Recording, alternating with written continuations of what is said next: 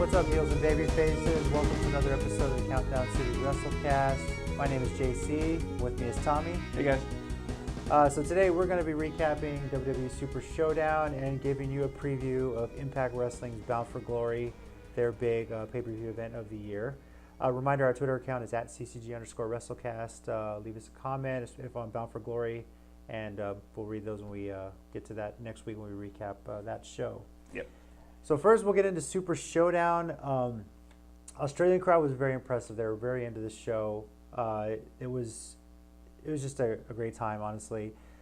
We talked about the stadium last time, how I could seat over 100,000, but they announced attendance was only 70,309.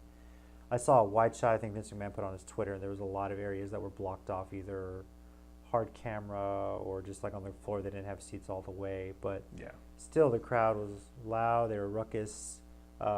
Felt like a standing room only, at least on the ringside area. Yeah, I mean, even if it's a smaller crowd than you were expecting, that's still 70,000 people who wanted to be there, and if that's the kind of when that shows, it's a great thing. And that's the kind of time that we're in. Who's not there doesn't matter, because the people who are there really can make the show alive. Yeah, it felt like a WrestleMania crowd too. Yeah. Oh, the whole feel, the pyro, everything like that. So. The show started with the SmackDown Tag Team Championship. It wasn't a pre-show, but the New Day still was the first match of the night. And they defended against the Bar and were successful. Tina and Tommy got that right, picking the New Day.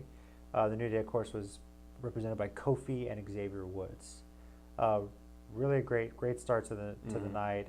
Well, I think that's why the New Day's always first, so they know they're going to get the crowd hype. I think that's why they can't get out of first match status, is because they're the first guys who will get everyone happy. Yeah. Doesn't matter what they're doing. So it was a great show. It did its job. New Day retained, and then we moved into what was surprising to me, the SmackDown Women's Championship. Yeah, it was early. We technically all got this wrong. We all picked Becky, but she lost by disqualification. Yeah. So she kept the title. Which after that happened, I said, Evolution's so close. That didn't even enter my mind at the time. I was like, oh, that's so. Why didn't I think of that? They were so going to be a BS finish. I didn't even think of that. You don't think about that when you make these predictions sometimes. Yeah, that completely slipped my mind. I was like, oh, they're going to drag this out. I wasn't even remotely thinking about it. That's partly on me. I came in line. And there's such a big pop for Becky when she came out. The crowd was loud. They even mentioned on the commentary the hashtag Boo the Woo. This is such a backwards effect of heels and faces. I love it. There's even a Becky Lynch mural in Melbourne, and she took a picture with it, put on her Instagram. I saw that. Yeah. That was a beautiful mural. Whoever did that, kudos to you. That was so cool. So hey, it's not just people here in the United States that are all about Becky Lynch. It's everywhere. Yeah. They wanted to see this, that she deserves it. So I'm very happy to see that. Of course, use the championship to break the figure 8. So good setup, good match. It told a great story. So I can see why they wanted to keep that going. Now, Elias and KO, masters of drawing heat. We all talked about Seattle last week. They're out there, the two of them, and nice little AC/DC Elias is playing, so they got the crowd going. And just talk about the crowd, and takes a shot at the Collingwood Australian rules football team, how much they choked the week before. So, hey, he finds a way to draw heat. I know, but my thing is, it's like I remember one time way back in the day when John Cena was a face, and they were in LA, and he talked about how the Spurs lost to the Lakers, I think, and like how the crowd cheered. But that's like for that moment I hated John Cena. It's like that's such a thing. To like, no, not when they just lost. Don't do that. But I'm surprised Elias gets out of some places alive that he gets into. Like the fact that he made it out of Seattle alive still shocks me to this day. He probably was under a lucha mask just to get out of there, for all we know. Conquistador. Yeah. Made another appearance, right? Why not? Hey, why not? I love that. Well, that segment led into Lashley and Cena versus Elias and KO. I picked Lashley and Cena, and I got that right. Cena pinning with his, let's see if I can say this right, his 6th move of doom, doubly acclaimed the Xiandian Tuanto. I have not looked up a literal translation of that. I hadn't got a chance to either. I kept meaning like, what?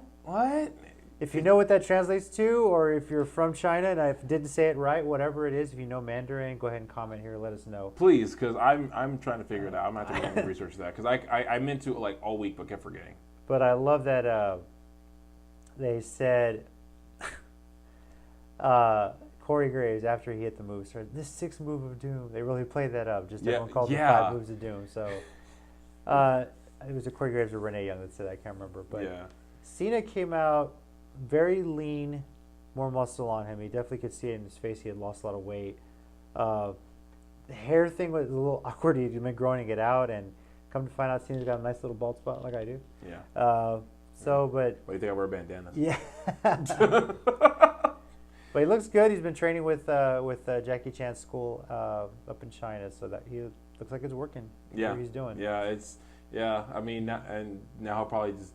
I mean, the only thing with me, whenever you hear someone working with a Jackie Chan, I say, "Oh, so you're doing your own stunts now?" That has to be a joke someone's told him already. Yeah. I mean, of course he's a wrestler, so naturally does his own stunts. But of course, someone's got to make that joke right by now. If shows up for another Marine movie. Yeah. Just to make a cameo. He, interestingly enough, after the match, Cena got a mic in the ring, and he kind of gave a speech that was almost like, I don't know if it was a farewell speech or not. It was more, I may not be around as often, almost as if to say, I'm going to be doing more movies, it felt like. I think we all know the movie role thing, and it was like, okay, he's the whole Cena Rock feud so many years ago, and he kind of became that. Yeah. So, well, I will say that, and I never thought I would say this, like the Bumblebee movie, the Transformers movie that's coming out that he's in, it actually looks good. So it's really good. So that could work. And I did not think saying that about Transformers movie this short of time after the last night, which I honestly think was the worst of the series, would be something I would say. But you never know. This could actually be a good movie, and he'd be good right in it. See how it is. I think he's playing a villain in it too. Yeah, and that's going to be different. It was like when The Rock played the villain in Doom. Yeah.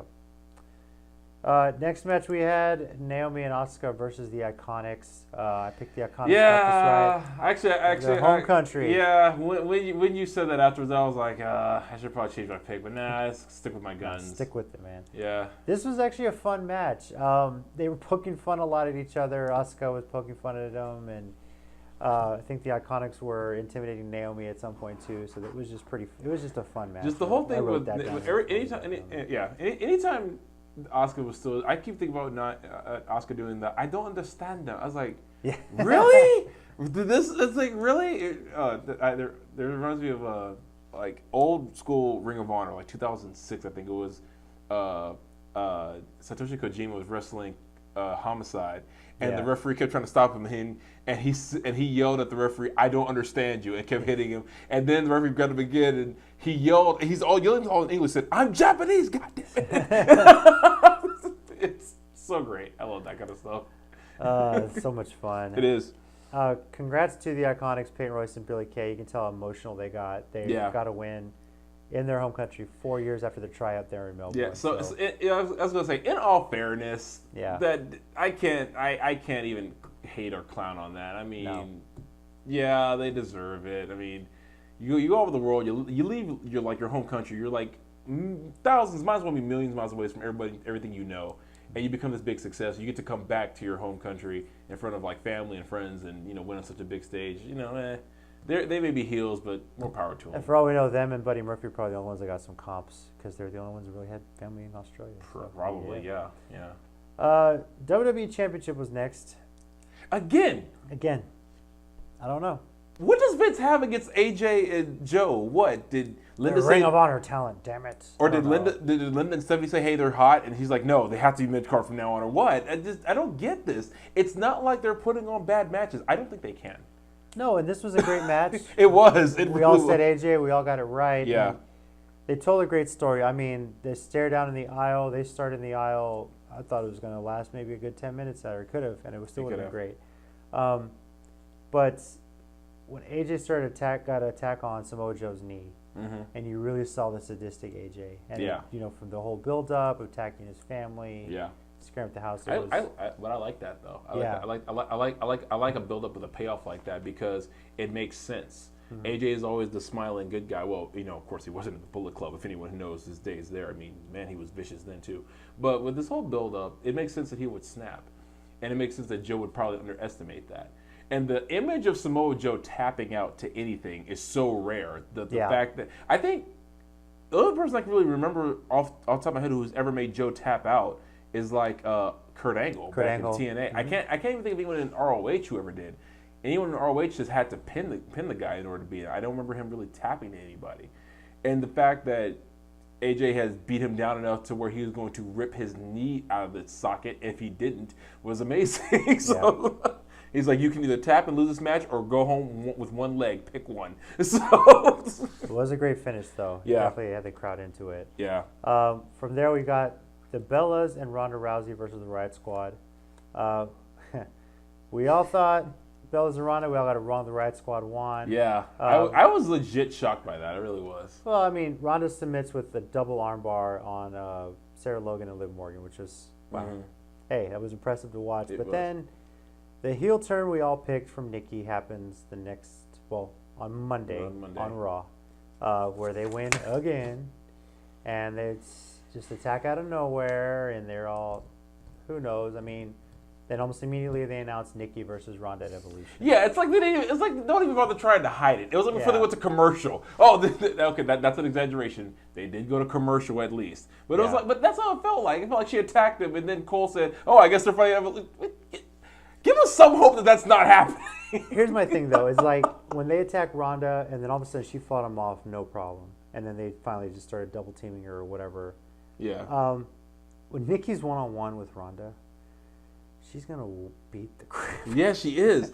That's what. Okay, I guess if you book this any differently than you did Ronda Alexa the first one, it's not gonna make a whole lot of sense. Yeah. Nikki doesn't have a chance. Yeah. Let's be honest with you. I guess that's what I kind of don't get about this. It's like it would have made more sense if like the Bells had hired a ringer, like if they like did the whole mercenary route, like who did this back in the day? When they did, when Evolution brought Batista back after his injury, and they did the whole mercenary thing, targeting Goldberg, and Batista came back, and he was the bounty hunter for Goldberg. It'd make more sense if they had Nia Jax turn heel again, or somebody like that, and attack Ronda, and the Bells were behind it. That would have made more sense. One-on-one, Nikki is going to get murdered, and apparently we're sanctioning this as a murder. So congratulations, Vince, you've killed one of the Bella twins. I don't know if a lot of people would be mad at it. I know, probably not. But I guess Nikki's gonna get booed in New York anyway. Yeah, it's true. So this is true. I guess my other thing is that it's like there was this. Two things. One, props to Ronda because she sold that beatdown. Yeah. And this is again what I've been saying about her. It's like someone was like saying, her getting beat up, that didn't make any sense. Well, maybe not, but her selling it was fantastic. Yeah. The more and more I see Ronda, the more and more I'm impressed with her, and I'm more impressed because she's someone who wants to be here clearly. Because she'll even sell a beatdown like that. I was like, props to her. And another thing I liked was like her face afterwards. It was like she even had a look on her face. It's like she couldn't believe it, what was going on. But then she immediately transitioned to, they will die and I will make it painful. When they had I was watching on YouTube the like in between Raw and they posted on YouTube. Natalya came out and helped her up, and she had this look on her face like, what happened? What's going on? Then she had this look on her face. It's like, okay, now I get it. They're going to die, and I'm going to make sure that I kill them both. And it's like the look on her face was just like the same one she had at SummerSlam when she walked out to decide where she decided, I'm going to kill Alexa, and it's going to hurt her a lot. So. I could see serious Ronda coming out and really looking to destroy somebody. Absolutely, and like I made a meme about Omega Satomura, like saying on the bright side your end will be quick, and that's the same one I'm going to make for Ronda. It's like, dear Nikki Bella, on the bright side your death will be quick. But I think this could be more fun if they do it correctly, but. Still, personally, I'd rather see Ronda face someone else at Evolution, but that's just me. But we'll see what happens. Hey, if it's a beatdown we all want to see, that'll work that's out true. great, It could be one reason there's so many pay-per-view buys. Anyway, come watch Ronda beat up Nikki Bella. Oh, I'm subscribing to the network now. Yeah, subscribe. Next we had was arguably the match of the night, which this WWE Cruiserweight Championship. Cedric Alexander loses the title to Buddy Murphy, which you and I got correct. Yeah. I mean, probably the pop of the night was for Murphy. Yeah. This was his home. They were totally invested in the match.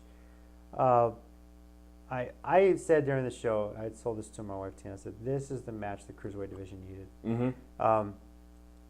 I mean, they moved to a Wednesday time slot that worked out. That's been working out great. Yeah. I think they got more eyeballs on it. That was then with NXT and everything. The show's getting good. This feud was great, and then this match just Murphy came in invested. It was all about his home country. They were there. First time I can remember anyone kicking out of the lumbar check. Yeah, which was a for shock. sure. That move was the equivalent of when Roderick Strong debuted the Strong Breaker or the End of Heartache, which is that suplex he drills into a double knee backbreaker. That was like his answer to that because I think I don't know if he had that before, but I knew he used it a lot when they were first feuding in Ring of Honor. And I remember thinking that's just a beautiful move. I just love that freaking finisher. And I think Murphy kicking out of that really proved that you know how much he wanted this win. But more to the point, I think the one reason the match was so good is because both Cedric and Murphy knew like this is probably our only shot to get like the cruiserweight division over. This, you know, they're probably like this is for all the guys on 205 Live. This is our biggest shot. We're on the main show. It's not an opener. It's not a dark match. It's not a pre-show match. We have to near the main event. It was near the, and they got a lot of time to do it. And they're like, we have to give this everything we've got. So if that means we have to break each other in half to get this over. Let's do it. Yeah. And they're like, and they're probably like deal. And they went out there and you know.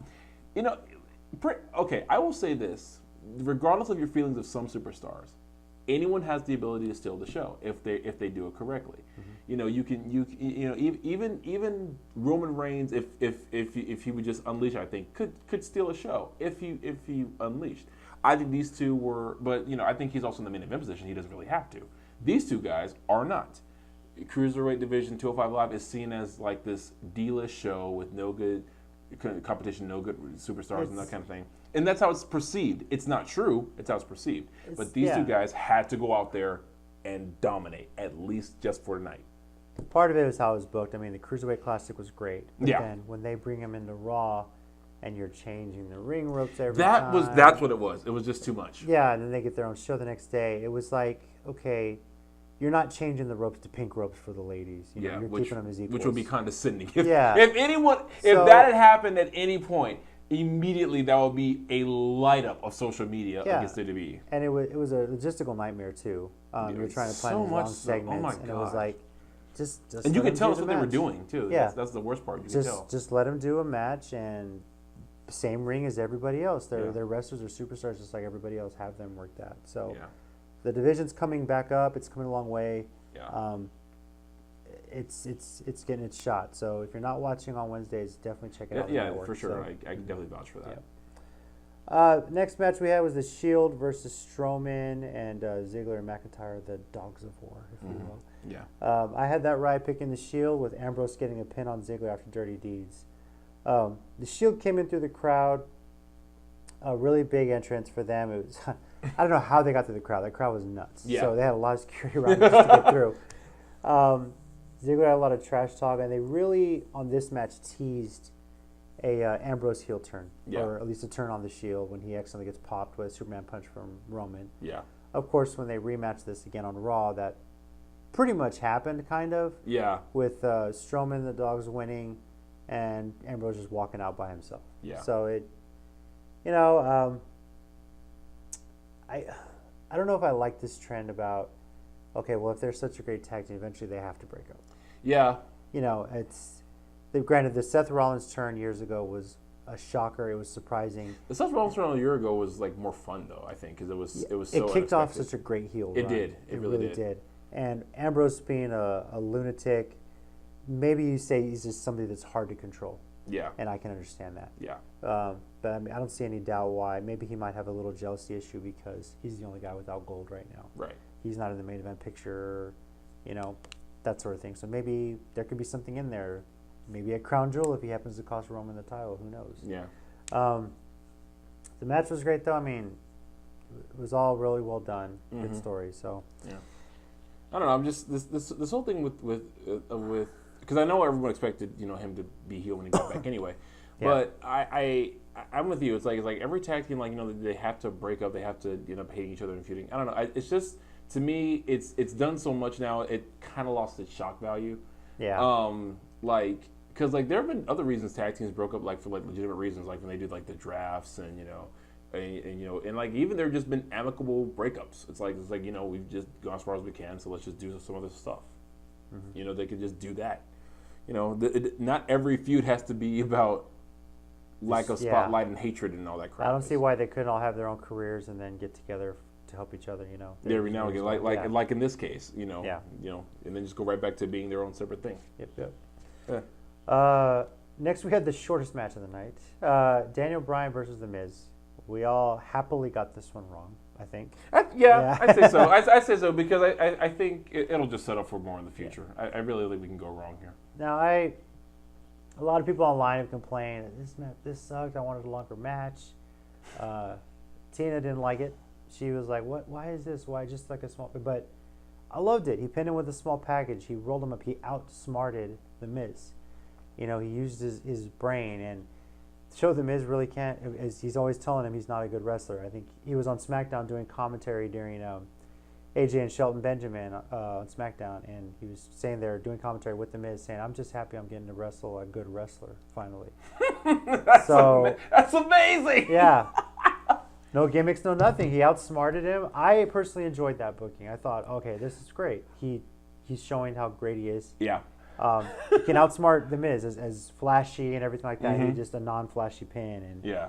Now he gets a shot at Crown Jewel. So two things about that. I'll say again another two things. So first, we're gonna be here a while. Yeah. So pretty much. So first, the fact that a longer matches with these two is always fun. But I think we're already getting that, and I think we're gonna get that in the future. This feud is nowhere near close to done. We're gonna get that again. So that's fun. I didn't watch SmackDown. So that comment's amazing. Yeah. I love that. But they were both on Miz TV. Yeah. Which was. Miz basically came out and said, Paige is forcing me to do Miz TV, and brings out AJ and then brings out. So they should just do Truth TV. Yeah. Bring that back. I loved Truth TV. That was fantastic. It's going to come back on some point. Please do. Please be like a YouTube show. Oh, dance breaks. God, yes. Yeah.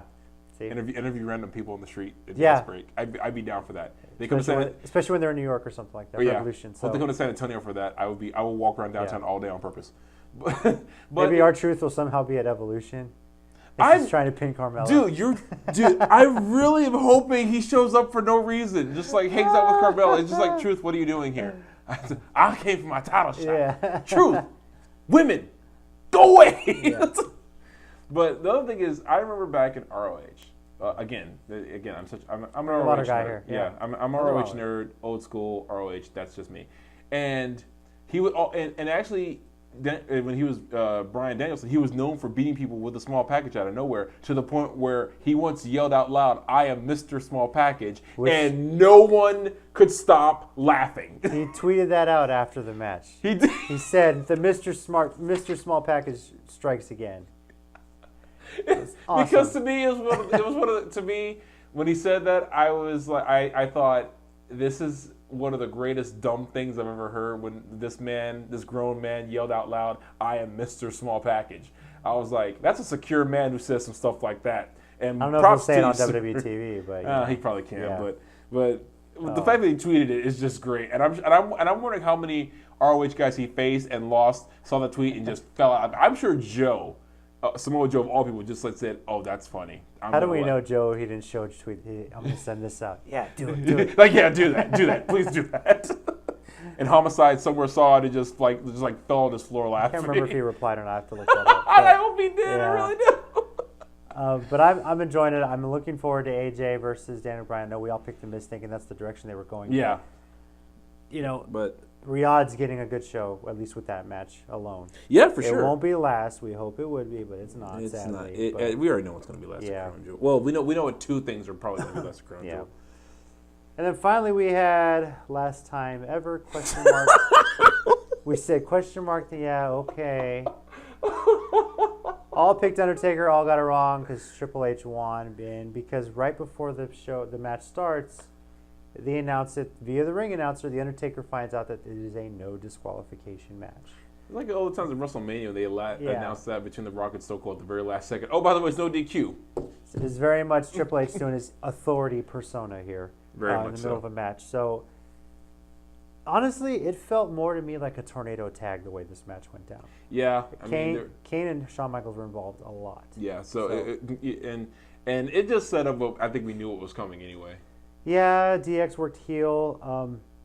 They really sold that this was it after the match with the handshake. They did. The pyro goes off, but then you don't see the copyright. It's not over till you see the copyright. It's really not. Or is it? Sometimes they might do something afterward, but then you get the Undertaker and Kane attack, which, I mean, rightfully so. They kind of got screwed over with this, and hey, they got Kane out of Knox County. Yeah.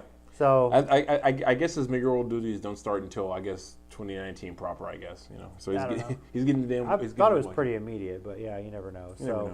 It would have been funny though when Kane made his entrance if a whole bunch of Knox County Secret Service came out just to accompany him. It'd have been great if he had been in a suit and tie and full mask, with the glove and everything. Yeah. So this, of course, the next night on Raw Monday, they set up D-Generation X, Shawn Michaels coming out of retirement against the Brothers of Destruction at Crown Jewel. We had our thoughts on this show about a Shawn Michaels return. I've respected that he stayed retired so long, but if this is a one-shot deal and The Undertaker is involved, okay. Yeah. I'm just jealous that freaking Saudi Arabia is getting a chance to see this. I think that's more the reason why it's happening in Saudi Arabia, like the prince or whoever they're there wants it. And now I know they like the old school stuff. That's really that's fair.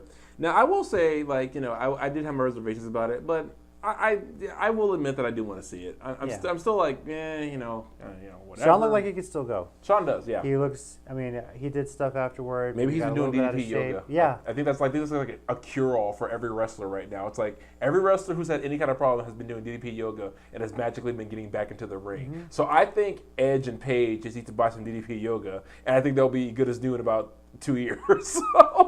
Yeah, he's back in. It looks like he's back in wrestling shape. Yeah. It's going to be different seeing him without hair. It is going to be real weird to see him without hair. I really don't know how to feel about that yet.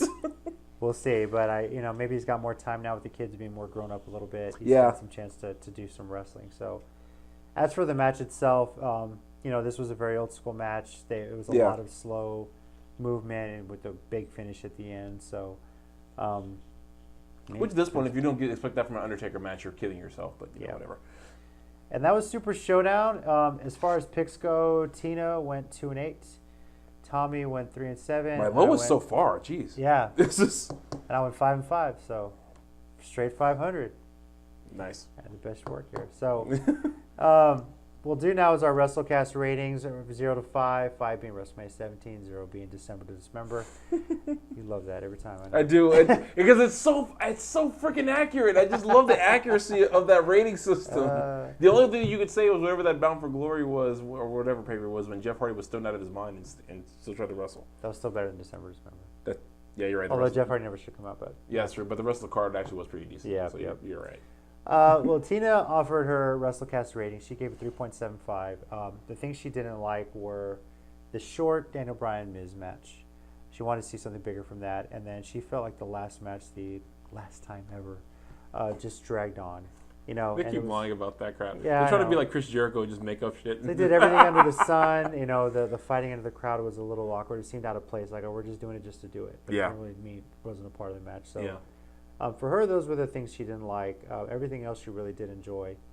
Thought the crowd was into it, but with that last match, the show just kind of dragged at the end there. So, Tommy, what about you? 0 to 5. What you got? I'll give it a 3.5 because I think the main event was a bit long. I think some other things could have been better, but at the same time, I can't give it a 4 because of those reasons. But I can't give it like a 3 or a 2, nothing like that, because you got the Cruiserweight Championship actually getting some importance. You had Joe and AJ in a match where they just kind of got to unleash, and you had some admittedly pretty decent wrestling from everyone. Becky and Charlotte went to a DQ, but that's setting up for more stuff for them between them in the future, which I'm down for because I love these two working together. But so I think there was enough focus on everyone else to me that saved the show. Yeah. But maybe the last few matches. I mean, not the Miz Daniel Bryan thing. I think was just plain funny. I love things that you don't see coming, and I think are hilarious. So to me, that was just plain funny. But in a way, it was almost like vengeance for Sheamus and Daniel Bryan years ago when he comes out all yes chants. I forgot about expecting that at WrestleMania and he gets. Were we watching that live when that happened? Yeah, and then like over in like 11 seconds. Yeah, because we were watching that. We were like, what just happened?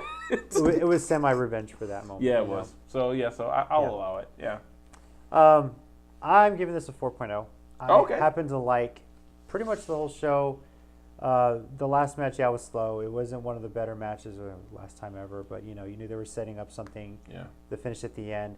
Again, I loved Miss Daniel Bryan. I love the way that was booked. But then again, we know they kind of cut that short to make way for the match at the end. But this crowd was definitely into it. I really thought Buddy Murphy and Cedric Alexander was the match of the night, which was amazing. So, great job, Australia. You guys turned out. It was awesome.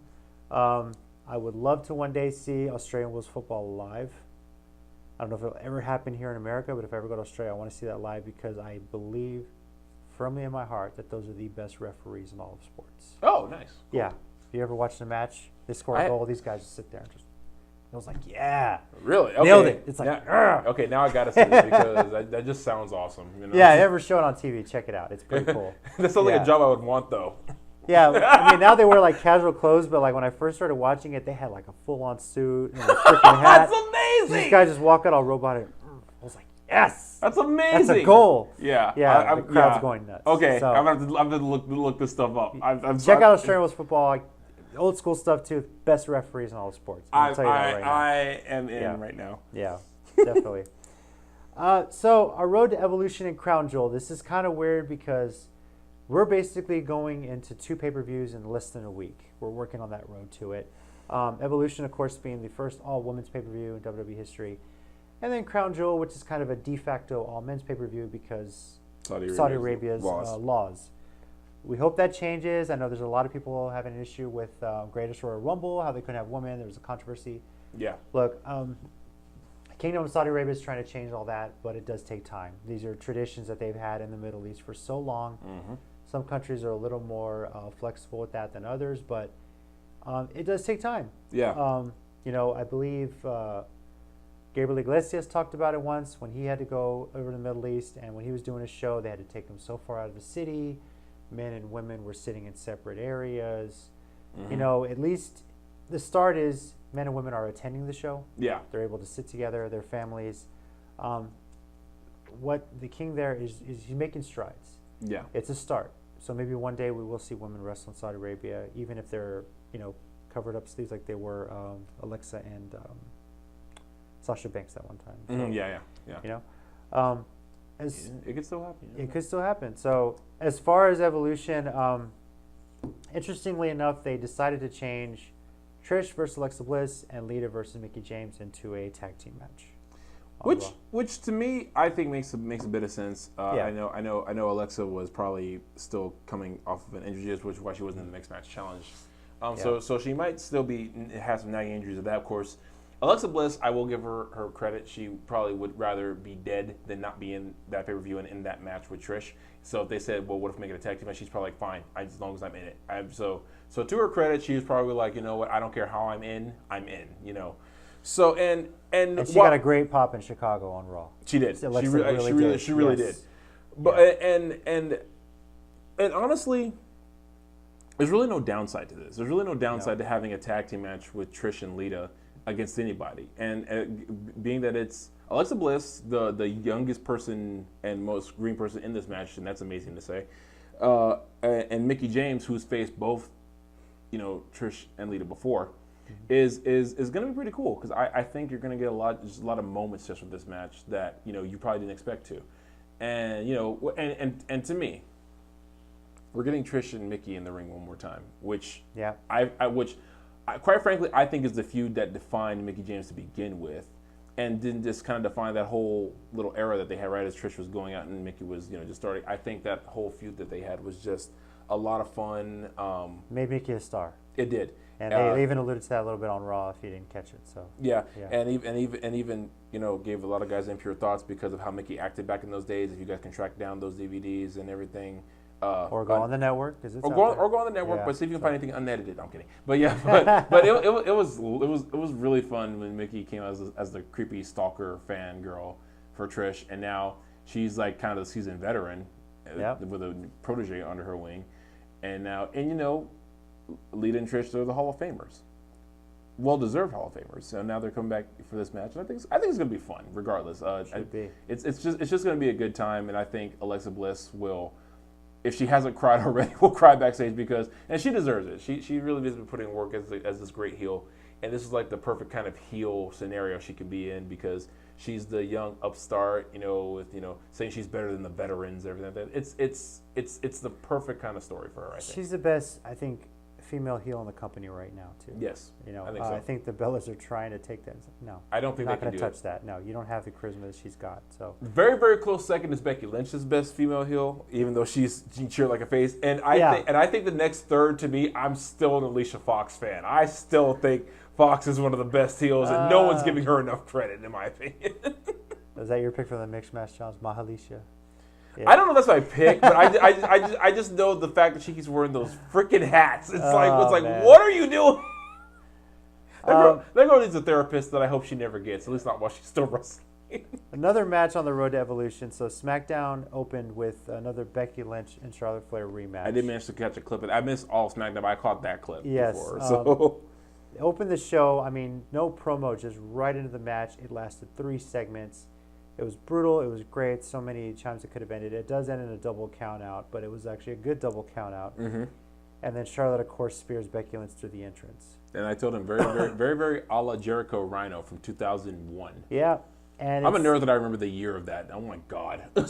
Hey, doesn't surprise me with you anymore. Yeah. But that set up a last woman standing match at Evolution between the two. Which I'm here for it. I could be love the be-all, end-all of it. So yes. That match is going to be brutal. That match is going to be great. And right now, I'm hoping that is the main event of the show. I am too. That's going to be. If it's not, whoever has to go after that match is going to be tough to follow that. Yeah, because for all the people who boo the woo and everything, you can't deny that Charlotte can put on a great match, and so can Becky. And these two, that's why their feud is. I mean, who's the heel and who's the face in this feud is arguable till the cows come home. The lines are blurred, right? Yeah, seriously. Yeah. But but at no point can anyone say that these two can't have a great match regardless of who's doing what in what position as far as good guy, bad guy.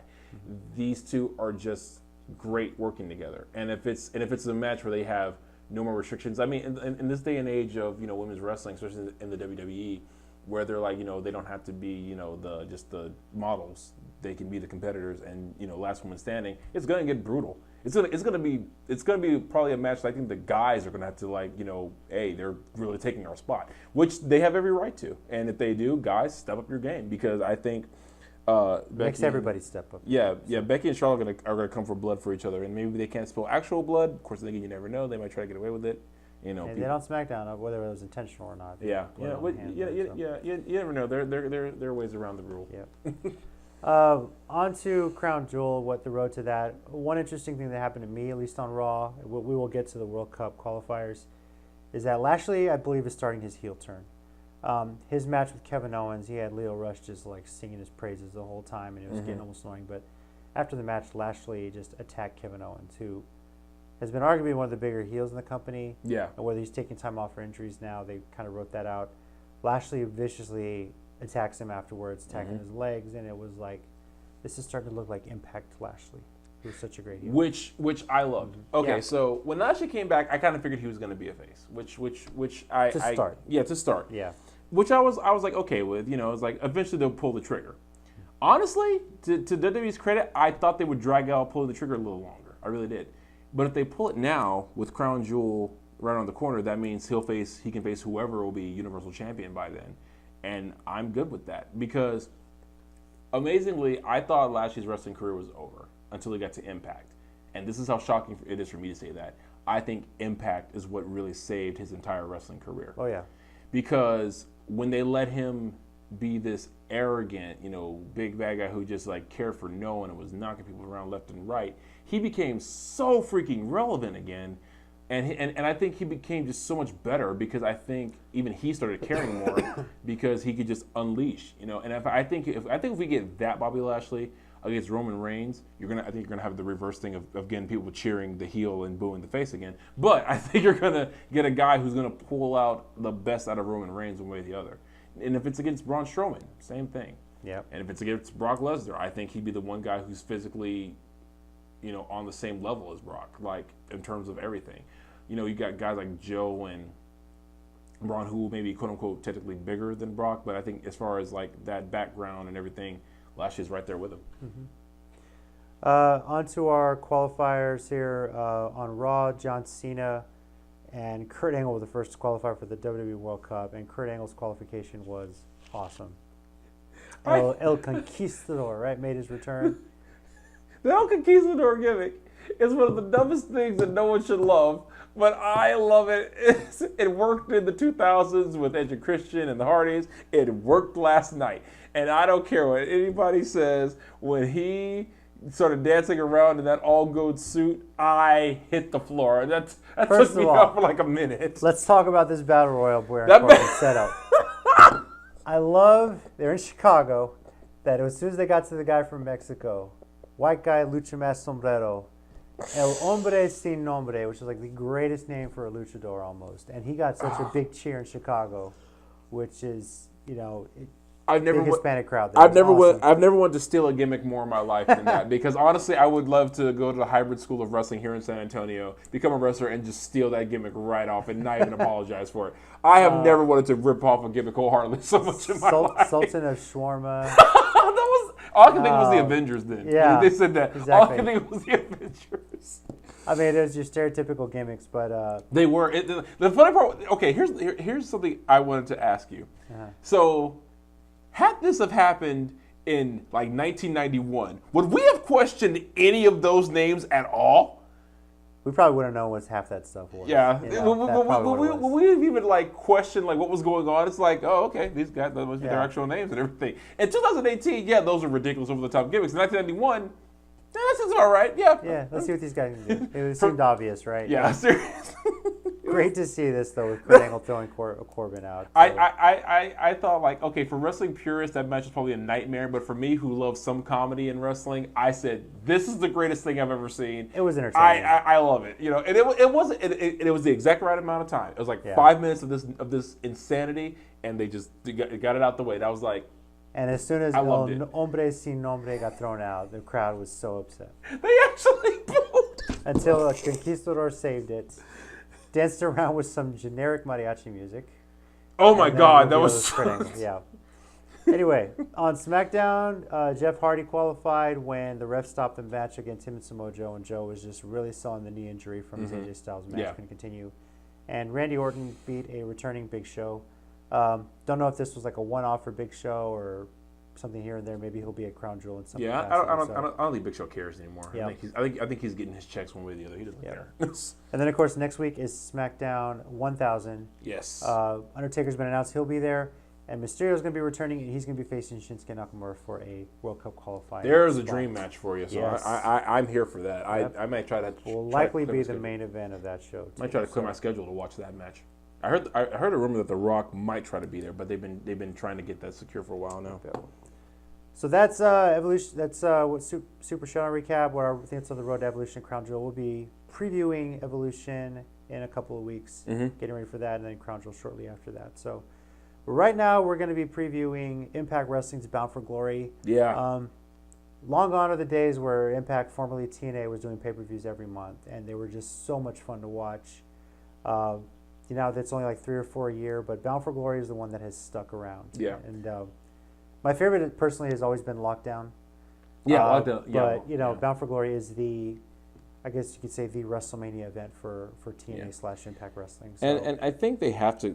I think it was the smartest move for them to go back to the 4-year format, because they were just wasting too much money on that. Yeah. I mean, it's like build it back up. It was fine when they had the talent and the actual matches that made each pay-per-view worth watching.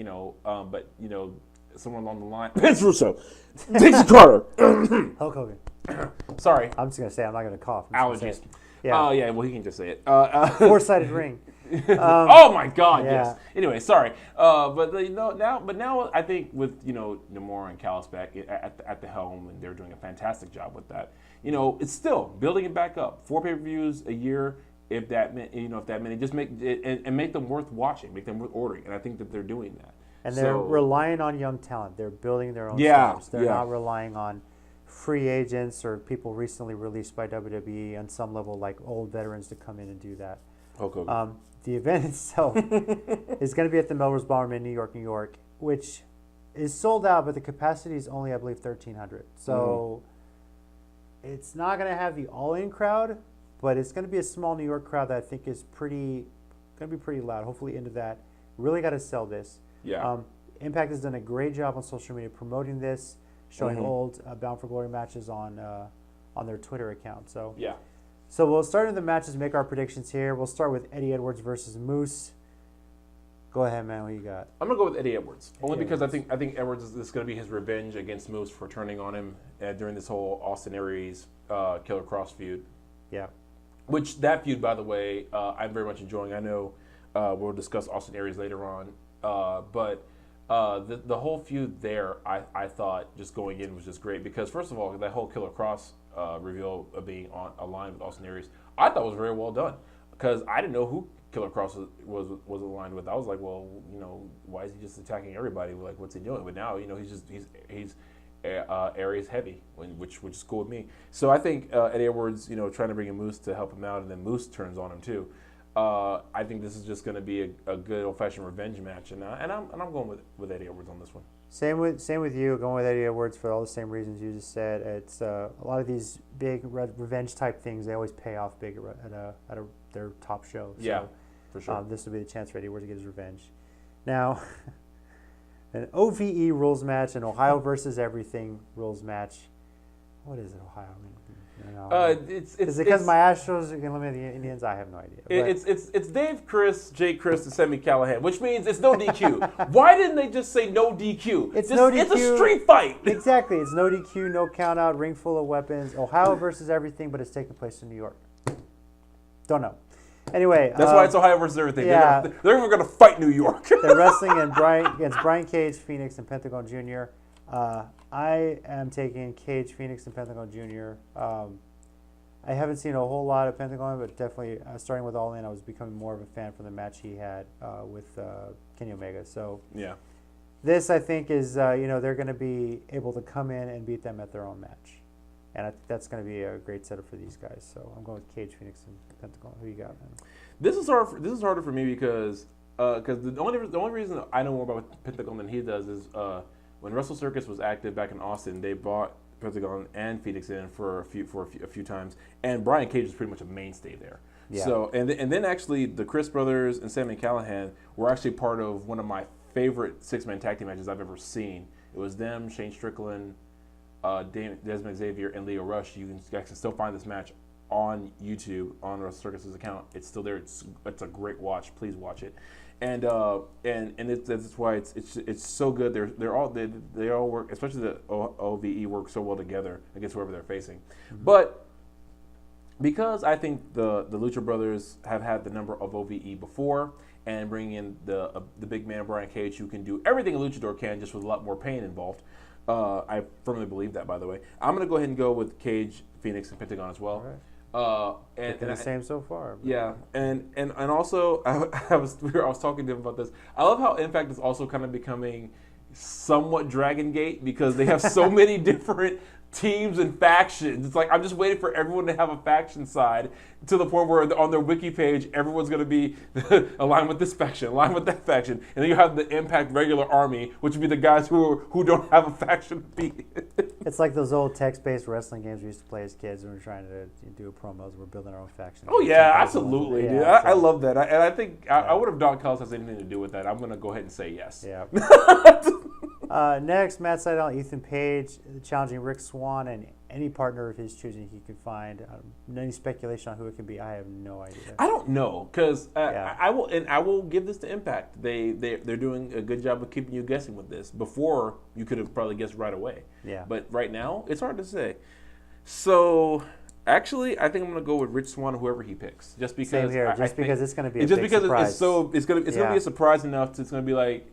I feel like they're not. I feel like for a big pay-per-view like this, they're not going to waste on just anybody. It's going to be someone who's make the crowd go, "Oh man, he got him." So yeah, I think that's what I'm going to go with that.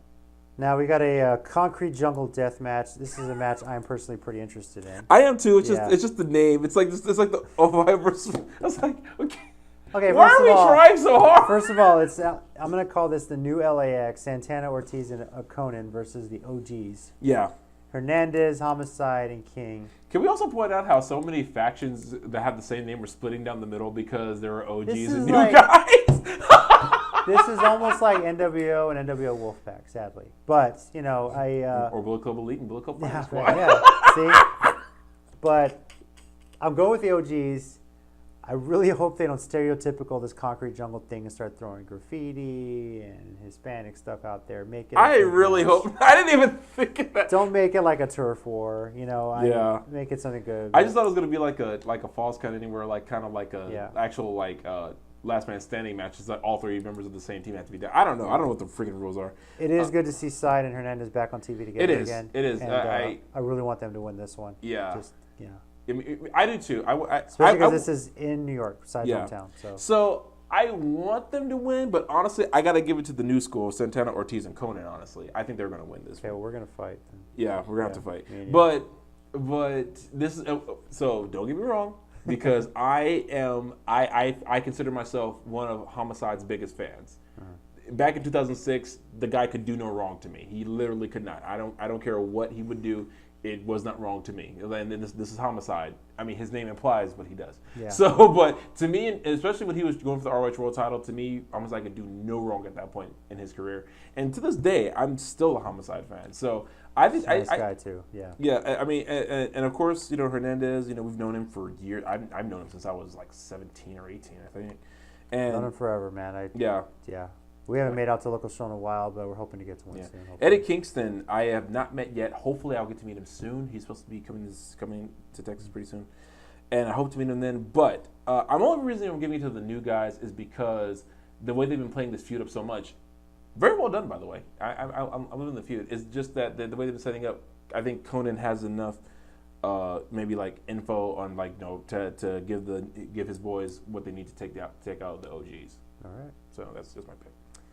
Now, the Impact Knockouts Championship, Tessa Blanchard defending against Taya Valkyrie. I'm very interested in this match. Me too. Got my old Gil Kim shirt on. Nice. So all-time favorite here. And she's got a hand in a lot of how the Knockouts division's going. She had a hand in building it up. Sure. Yeah, absolutely. The future of it. So absolutely. Granted, I do miss seeing her in the ring. Me too. But, hey, she's doing such a great job as well. Yeah. So I'm going with Tessa Blanchard. I think right now she is probably the hottest star, one of the hottest stars in Impact. Yeah, I agree with that for sure. In all of women's wrestling, actually. Yeah, so, especially after everything that happened, because at All In, her getting the showcase there. So yeah, I agree with that. Yeah, even then, she's big, she's strong, she's athletic. I mean, I don't see Taya winning the title so soon anyway, off of Tessa. Well, this is again where I have to contradict you because I actually do think Taya is going to win it. But at the same time, though, winning it or not, Tessa's kind of untouchable right now. Short of her doing something really bad backstage to screw up, I really don't see her star falling even if she loses this match. If she wins, then her star will keep rising. Even if she loses, though, I think she's got enough talent and personality. And right now, I think viciousness, to keep the fight going, whatever fight she's in, to just really, really, keep that momentum going. So I think Taya's going to win it, but I don't think you can really hurt that Tessa shine right now. All right. And finally, for the Impact World Championship, Austin Aries defending against Johnny Impact. I'll let you pick first on this one. So. This was really hard for me. I've actually, because I've been thinking about this ever since me and him decided we were going to talk about this, because this is the match that I was really, really wondering about. And it's really hard for me to call because Austin Aries is on a hot streak. I mean, he really is. I think him going back to Impact, again, this is weird to say, was the exact right move in his career. It's so weird to say that nowadays when about 5 years ago, we would literally say that about nobody going to Impact. So... I mean, he didn't have a bad career in NXT, but yeah, if he didn't, I guess he didn't feel at home, and Impact is, right there. So it wasn't a bad fit. He's making a name for himself too. So yeah. So I'm actually gonna give it to Austin Aries. I think he's gonna retain. I think he's just gonna. Plus the promos he cuts, especially when he just cut on Johnny, was pretty impressive. So I'm gonna give it to Austin Aries, and I think it's just gonna be a great match. And somewhere down the line, someone's gonna unseat Aries in probably a humiliating and or very sound and devastating way. But tonight, at Bound for Glory, I think he's gonna keep retaining. I'm going with Johnny. Insert name here, depending on where he's wrestling. I'm loving this gimmick. He's Johnny Wrestling, Johnny Mundo. Well, he's not Johnny Wrestling, but Johnny Mundo, Johnny Impact, John Morrison, Johnny Nitro. He should just have Johnny a shirt. San Antonio. He would just have a shirt with all his names attached and leave a blank space. Johnny, insert whatever you want here. Just it could be like the old Browns quarterback jersey where they just have every quarterback thing. You can just throw whatever name on it. So, but I've really enjoyed the build up to this. These guys are doing something great, and I think it's Johnny's time to have a title at a big title run. So I'm expecting this to be a great match. Oh yeah, regardless of the outcome, I think the road to the 1, 2, 3 is going to be just loads of fun. Yep. Definitely, I think this could be worth the $40. It's going to be on pay-per-view and Fight TV app this Sunday, October 14th at 7 p.m. Central Time. So check it out. I think it's going to be a great show. There's 6 matches on the card. It's only a 3-hour pay-per-view. Haven't seen one of those in a long time, right? Not since All In, but All In was just packed with stuff. Yeah. So next week we're going to recap Bound for Glory. Now, before we close out, wanted to address some other news. I think this past weekend everybody knows was the big UFC 229. Habib, I have to take a deep breath before I say his name. Nurmagomedov versus Conor McGregor. Yeah, wow, I would never have gotten that right. I heard it a whole bunch during the. I have to just go through it over my mind, but. Pay-per-view, even before that, all the fights were just really well done. Tony Ferguson was very impressive. I believe he's going to get a title shot at Habib, pending whatever happens with this. But as you no doubt have heard by now, because it was all over social media, Habib won by submission in the 4th round at 3 minutes, 3 seconds. And then craziness ensued. It was a great fight. I mean, Habib was dominant. Damn near finished it in the 2nd round, but Conor somehow survived. And it looked like Conor was just wooing him in. Maybe was going to make his comeback. He won the 3rd round. I thought he had a chance to win from there and maybe possibly get a late round knockout. But Habib got him on the ground, submitted him. Great fight. This guy's a monster. Whether Conor took him lightly or not, I have no idea. But he starts yelling at Conor McGregor. He starts yelling at Conor's corner. And the next thing you know, they cut, and he's jumping the fence, and he's fighting someone in Conor's jiu-jitsu coach. Craziness ensues. The camera cuts away. It's like, hey, we're not going to show this on pay-per-view. We're not going to show this on TV. It's embarrassing. You see a guy in a red shirt jump in the cage and start punching McGregor. When I saw him jumping in, I thought, okay, this guy's security. They're just keeping it apart. And he starts attacking a guy that just got submitted. This was a borderline blood feud, it almost felt like. But I know they're promoting a fight. Conor said something about his dad, his religion. Maybe there's some lines you don't cross. What has really come up, I think, for me personally on social media is how everyone's hates it because they're comparing it to pro wrestling. Yeah.